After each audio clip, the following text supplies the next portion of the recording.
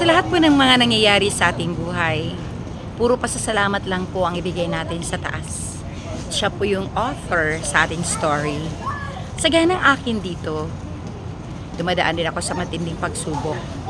Pero may mga pagkakataon na binibigyan naman ako ng sorpresa ni Ama. At isa na ito. I'm so happy with my life. Pasalamat po ako sa sponsor sa nangyari ito sa aming buhay, na nakapunta kami doon sa SM Aura, eating mesa, napakasarap na mapagkain nila.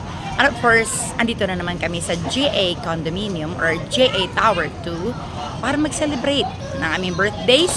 Birthday ko, birthday ni Leonor, and then sa mga graduates din namin at na-recognize ng mga estudyante namin dahil lahat po sila ay matatalino.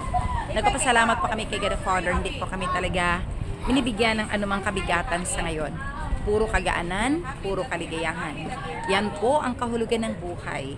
Pag tayo po ay malapit sa Kanya, lahat po ng favorite blessings ay Kanyang ibibigay.